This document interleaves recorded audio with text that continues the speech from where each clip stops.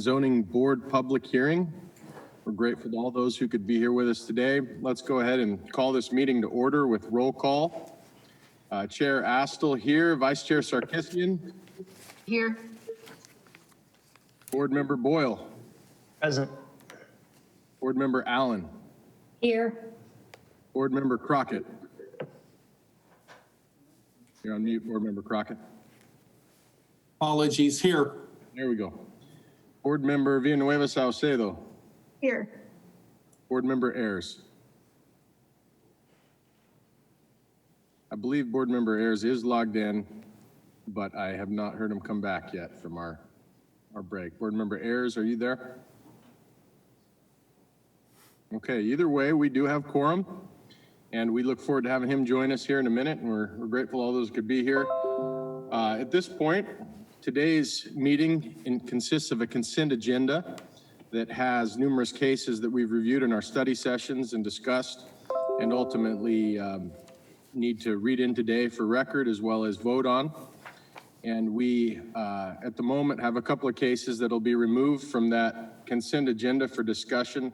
Item 3A today, excuse me, let me rephrase, item 4C and 4F have been removed for discussion after the consent agenda, and Mr. Board Member Tim Boyle has offered to read that for us, and let's go ahead and move forward with that. You're in mute, Tim. Now I'm off mute. There we go.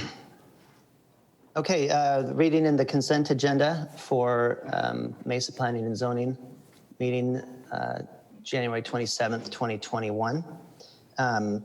Agenda item 2A, the minutes from the January 13th, 2021 study session regular meeting. Item 3A, ZON 20-00738, District 6, within the 7100 block of East Seaver Avenue North Side, located east of Power Road and north of Ray Road. Site plan review and special use permit. This request will allow for an industrial development. Staff recommendation, approval with conditions. Agenda item 4A, ZON 20-00491, District 6, within the 5200 to 5300 blocks of South Ellsworth Road East Side, the 5300 through 6200 blocks of South Crisman Road, alignment east and west sides, the 9800 to 10,000 blocks of the East Williamsfield Road alignment, north and south sides, and the 10,000 to 10,200 blocks of East Williamsfield Road north side, located on the north side of the future State Route 24 freeway alignment between Ellsworth Road to approximately 1/4 mile east of the Crisman Road alignment. Major amendment to the Pacific Proving Grounds North Community Plan, also known as the Cadence Community Plan. This request is to modify sections of the approved community plan and land use budget allocations for Development Unit 3 within the plan. Staff recommendation approval with conditions.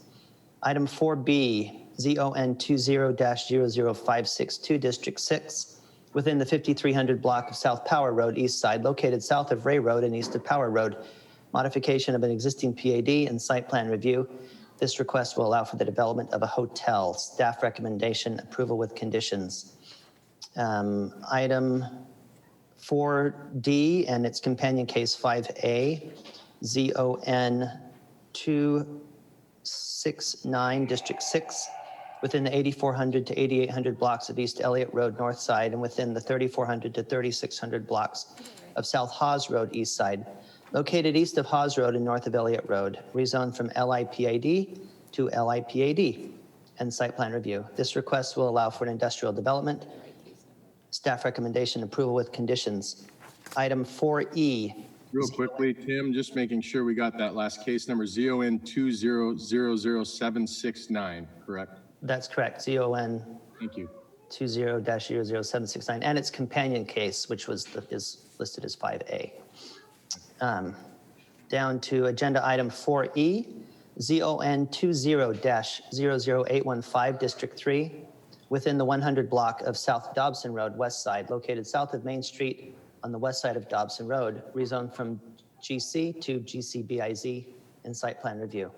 This request will allow for commercial development. Staff recommendation approval with conditions.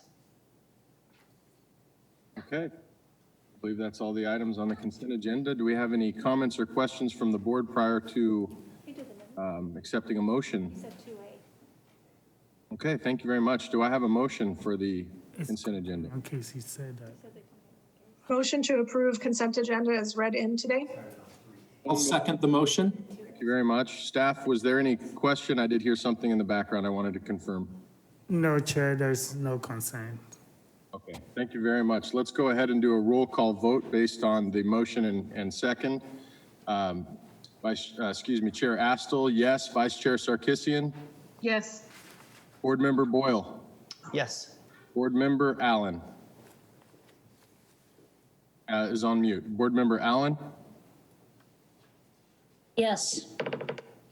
Board Member Crockett, Yes. Board Member Villanueva Salcedo, Yes. Board Member Ayers. Yes. The acceptance of the consent agenda passes unanimously, and we are on to our next case. Thank you very much, Tim, for reading that in for us. For discussion today, we took off consent agenda item 4C, case ZON 20-00609 in District 1. We'll turn the time over to Charlotte Bridges to introduce this case for discussion, and then we will work. Thank you.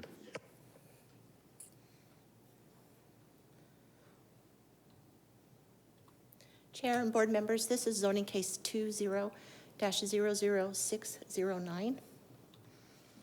This is a request to rezone a property from OC, Office Commercial, to RS6, which is Residential Single Family District 6.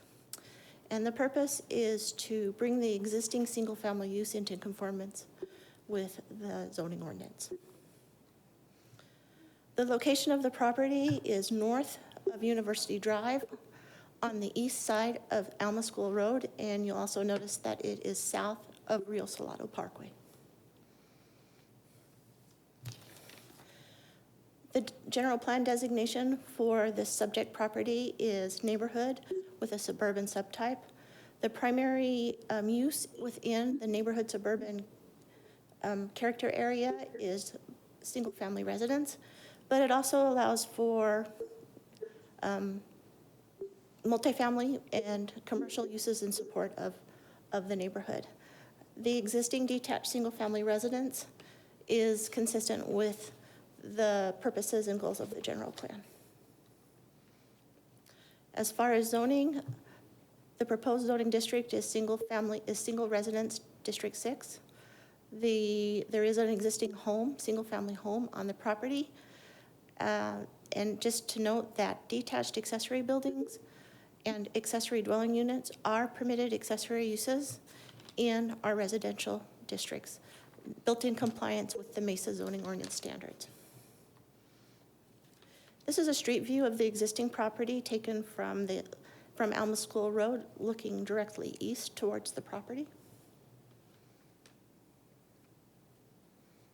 The applicant did provide us a site plan. It's important to note that site plan review is not required for a single-family residence in the city of Mesa. The site plan that was submitted by the applicant shows the existing residence, but it also shows the proposed garage and possibly accessory dwelling unit on the property. Of course, these modifications to the site meet Mesa zoning ordinance standards as they're illustrated, and then would be required to get building permits to be constructed. The applicant did complete a citizen participation plan. As a part of their citizen participation plan, they held 2 public meetings, one actually at their site and one virtual. We did receive several comments or emails from property owners in the area that indicated that they are in support of this request, and those letters were included within the citizen participation report that you received in your packet. Just yesterday, though, I did receive a call from Tanya Collins, who is a co-chair of the Mesa Grande Community Alliance, and she called just to confirm what the request was and what the purpose was for, and then also to let me know that the neighborhood group is actually meeting tomorrow to discuss the request, and then depending on that discussion, they may submit a letter to the city council as a part of the final review of the project. But at the time, Tanya didn't have any concerns or comments about the project. I think it was just more gaining information. In summary, the existing use is permitted in the RS6 district. The existing property or existing site is surrounded by RS6 districts to the north, east, south, and across Alma School Road to the west. And the proposed request complies with the 2040 Mesa General Plan. At this point, staff is recommending approval with conditions. If you have any questions, I'd be happy to answer them. Charlotte, thank you so very much for the presentation. Very helpful. I think it's pretty clear as to what the intentions are and what the request is before us today for this residence. Tim, I believe you had some comments. Maybe we open up to you as you remove this from consent for discussion. Thank you, Chair Astle. Am I off mute? My main concern stems from what as far as I can tell on MLS, seemed to be a previous owner, so this may not be a concern at this point. At some point in the past, in 2019, the building was owned by someone who was seeking to turn it into a group home. That wasn't able to happen because there's another group home within 300 feet of this one. But in our part of, our part of West Mesa, there's known to be quite a few unregistered group homes that don't have the same distance requirement, as far as I understand it, because there are several on the same street. And so the neighborhood is, of course, concerned when something that was suggested as a group home at one point is now switching its zoning to something that would allow an unregistered group home, a residential, whereas as a commercial building, it wouldn't be able to do that. So I think my only question is, I just want to double check that it's a different owner, not one that's ever sought to make this into a group home. And maybe a question for staff. When you are doing approval with conditions, is there a condition to this that it wouldn't become an unregistered group home, or is that not something that we can regulate using any of our existing laws? Chair, members of the board, I will answer the second question, and Charlotte, you can answer the first question if it's the same applicant. I think the applicant may also be online that can really answer the question. But to answer the second question about conditions, we cannot, the only place that the zoning ordinance allow for restrictions on uses is through a development agreement. That's the only way that we can restrict specific uses in the zoning ordinance. And is that Nana, is that a much longer process? Would that be a challenge to add into this? Or, if this owner is of good faith and is just planning to do this, fine. I don't have really an issue with it. It's the concern that this could have another use in the future once it's rezoned. Chair, members of the board, so the development agreement gets approved by the city council, and there's not been any discussion with the property owner. It has to be a mutual agreement between the property owner and the city council. So at this point, there's not been any discussion. So it's up to the board to decide or make a recommendation. But the request before you is really to rezone to a single residence. Yes, community residence, that's basically for people, for a group of people that exceeds 5 in the residential zoning district will be allowed. So it's up to the board to decide what kind of uses that you think may have to be restricted. But if you go that route, it will require a development agreement. Is the applicant online on the call? Chair Board. Yes. May I? Is that Randall Courtney? Is that who's speaking? Yes. It looks like you're also I am. echoing a little bit. Maybe we might have to mute something in the background there. But Randall, we'd love to Let me hear switch. just for Tim and all of us to better understand the intent, I guess, would really be helpful. Correct, Tim? And Mr. Courtney, just out of my curiosity, are you the same owner who sought to make this into a group home in 2019, or No, are you a I'm not. completely different owner at this point? I am not. Can you hear me okay? Yes. Yeah. Go ahead, Mr. Randall. Oh, If you want to state your name. I am not If you the want to state your name and address for us real quick, and then we. current owner. I'm having technical difficulties. Let me see if I can call back in here. I am not the current owner that tried to change it. I only want to have my parents come and join us as a family. They're in their 80s. There's no intent to do any group home of any kind. Okay, I'm satisfied then. If it's a completely different Unfortunately, I owner, can't then hear. I have no further issues with it. Thank you. Can you hear me now? Thank you, Randall, for your time. I appreciate it. And thanks for being on the call. That was helpful. Okay. Any other comments or questions from board members regarding case 4C? Okay, I can accept a motion on this case.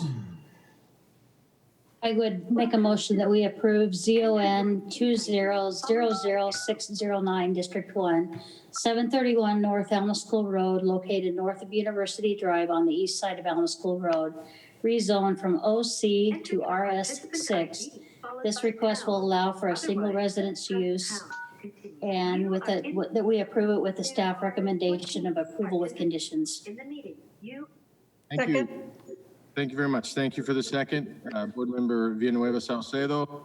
All in favor, I'll do a roll call vote. Chair Astle, yes. Vice Chair Sarkisian. Yes. Board Member Boyle. Yes. Board Member Allen. Yes. Board Member Crockett. Yes. Board Member Villanueva Salcedo. Yes. Board Member Ayers. Yes. Okay, that motion and second passes unanimously, and we can move on to the next case. Thank you all for your time on that one. Let's go ahead and move to case number 4F, ZON 20-00861 in District 6. And Mr. Ellsworth, if you could give us a small presentation on this case, introduce it for discussion, that would be helpful. Thank you. Mr. Chair, members of the board, this is case ZON 20-00861. This is specifically a request for a major amendment to the Eastmark Community Plan. The purpose of this request would be to modify the character descriptions for developments unit 1 and 2 specifically. Eastmark is located in the southeast corner of Mesa itself, between Ellsworth and Signal Butte, from Elliott Road down to approximately Williamsfield Road, or the new 24 alignment. This request is specifically within development unit 1 and 2, which is located at the north or the southeast corner of Ellsworth and Elliott Roads, down to Warner Road and over to what will be the Eastmark Parkway. The general plan for the area is mixed-use community, which allows for a mixture of uses that creates a complete community. It also allows the property to be eligible to be zoned for a planned community district, which the property is. It's also part of that planned community district is the approval of a community plan. This is part of the Eastmark Community Plan. Eastmark Community Plan sets forth the overall vision. It sets forth a land use budget that gives land use allocations. It talks about the character descriptions for each of the development units within the plan, and it sets forth the overall vision. This plan here is from the community plan. It's Exhibit 3.3. It shows the idea of a connected community, a complete connected community. There are areas for activity areas. There's the Elliott Tech Corridor, or the Technology Enterprise Core, that is compatible with the Tech Corridor. It shows the neighborhood villages, and it shows the connectivity of those villages and those areas through open space. Primarily, they're Great Park and a linear park that acts as a buffer between the neighborhood and that employment area. This is a depiction of the development units within the community plan itself. Again, we're talking about development units 1 and 2. They're currently described as the northeast activity area for development unit 1, and development unit 2 is discussed as a transition area. What the request is to modify the character descriptions in section 8.4 of the community plan. What happens here is these are the character descriptions that describe the overall character of what could develop in those areas. We take that character into the next stage of the entitlement, which would be specific development unit plans for each of these development units. In concert with the land use budget in these character areas, we then, that development unit plan then includes a development unit's land use plan that gets more into detail about how those land use groups are actually allocated within each development unit. What this request is doing is allowing flexibility and options within both of these development units, that it could either be developed with a mixture of uses at varying intensities, or to allow the ability for large employment campus type uses in response to the market. Where this is located, it's located along the Elliott Tech corridor, the property is. It's located across Ellsworth Road from what is a planned employment area within the Hawes Crossing PAD, which was the subject of a zoning case last year. What this does is allow the flexibility for this property to respond to either one of those markets. There was citizen participation done with this. As explained in the study session, it was extensive because there are multiple requests happening at this time. However, this is the only request before you today. There was outreach done to property owners within 750 feet. There was a community meeting held on January 12th. There was quite a bit of attendance at that meeting. I've never seen a Zoom meeting maxed out before, but they were standing room only, if you could have that in a Zoom meeting. The summary of what was discussed at that meeting is contained in the citizen participation report that was given to the board as part of the packet. The request before you today for Development Unit 1 and 2 it does comply with the Mesa 2040 General Plan, is consistent with the Mesa Gateway Strategic Plan. It is compatible with the purpose of a planned community district in Section 11 of the zoning code, and also meets the required elements for the community plan. We are recommending approval with conditions. Thank you very much, Mr. Ellsworth, for that information and for clarifying what we have here. I know we discussed this case in our study session, got through a lot of the comments. I believe Board Member Crockett, as you had to step out, there were a few comments and questions that you wanted to express. Thus, we held off for more discussion in this meeting. Would you like to offer those up? And before we speak to the applicant or anyone else, maybe we can hear your requests or comments or questions. Thank you, Chair Astle. I appreciate you accommodating me. My question for Tom has to do with employment opportunities in this area. I know that we've had a pretty good string of successes in terms of attracting employers to this part of Mesa. And I think there's quite a bit of demand for some large assemblages of property in this area. And what I'm trying to understand is whether this amendment makes it easier to attract an employer that may want to take down a large assemblage of property, or does it make it more difficult? Do you have a perspective on that? Mr. Chair, Board Member Crockett, that's exactly the flexibility that this request is asking for. As you said, it talked about the opportunities along the Elliott Tech corridor. Apple is existing at Elliott and Signal Butte. Google has a property that was a zoning case a couple of years ago at the other end of the Elliott corridor. It allows this property to be assembled, or the option to be assembled. It's not removing the flexibility of a mixed-use development, but is allowing the option if somebody were trying to assemble a large tract of land. Chair, Board Member Crockett, to also add to it, the answer is yes. This actually provides opportunity for large industrial users to really come and also basically attract other industrial users that want to be located in close proximity. So it does provide that option. Okay, and then I guess the other question I had is either for Tom or for Nana. Have you had discussion regarding this request with the city's economic development group? Chair, members of the board, absolutely yes. There's been extensive discussion with our economic development. Actually, they are strongly in support of the request before you because of all the potential activities that could happen if this proposal actually goes forward. So this is really highly recommended by the Economic Development Department. Okay, thank you. Chair Astle, those are the questions that I had. Thank you. Okay, thank you very much. It looks like Board Member Allen, you have a question or comment? Can I just ask one more question? Besides my concerns, I guess, or questions that I had previously, is this going to be the largest piece of property that can be combined in that, along that whole corridor? I mean, it's just for, I guess, not for marketing purposes, but just for, will this be a one of a kind, is what I'm asking. Board member, or Mr. Chair, Board Member Allen, are you asking about the Elliott Tech corridor and available Yes, property? yes. So currently, there are other large tracts of land along the Elliott Tech corridor. So there is, it is developing constantly. As I pointed out in the study session, you did have a request before you today for a site plan that's within that tech corridor. So it makes this property compatible and competitive with those properties. Perfect. Okay, thank you. Thank you very much. Any other comments? Board Member Villanueva Salcedo. Tom, if you could clarify, I'm looking at the red line copy paragraphs A and B. A, I understand completely the intent and I think it's great. B does add in on the red line a comment, primarily residential use. Would that be a significant change than what's being currently allowed? I'm just always a little bit leery of predominantly residential if it's supposed to be a mixed use. Could you just clarify that for me?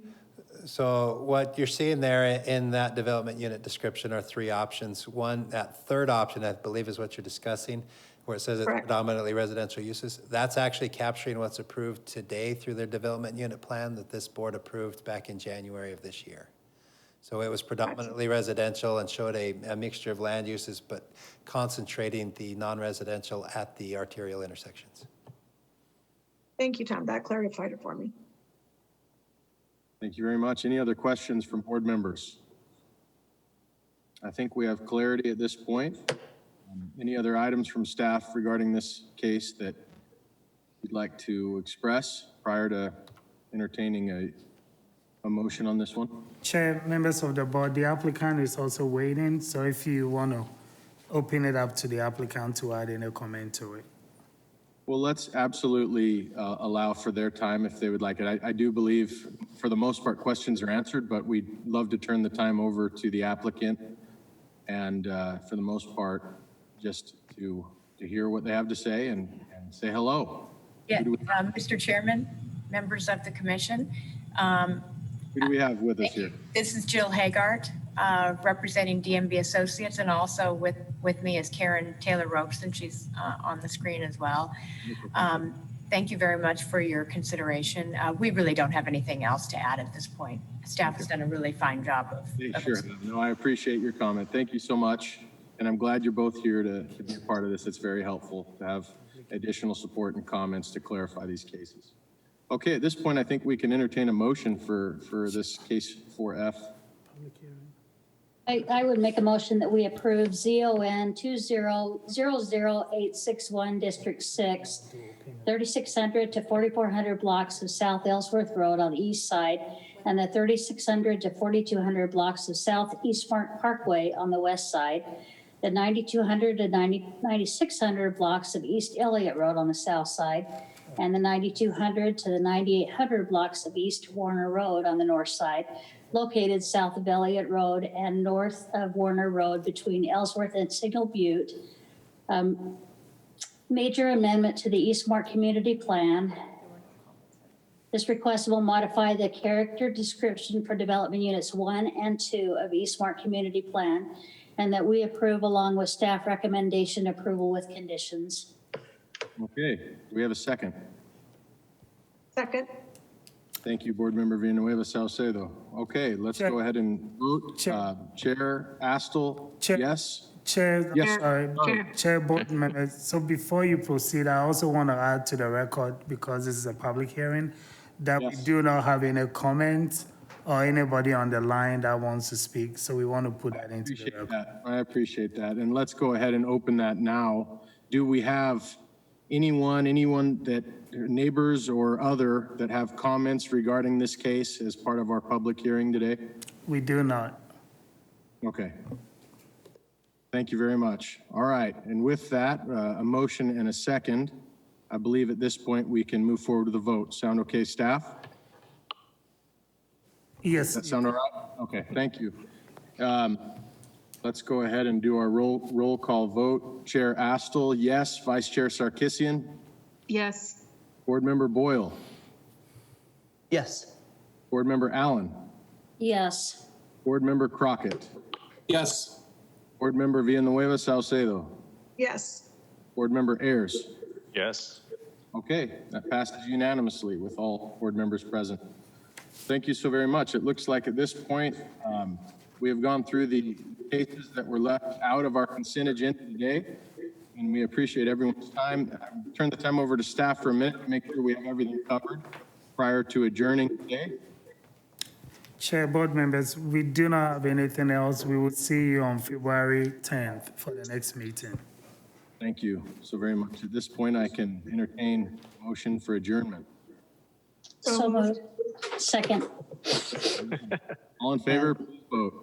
Aye. Aye. Aye. All right, guys. Thanks so much for your time. We'll talk to you in February.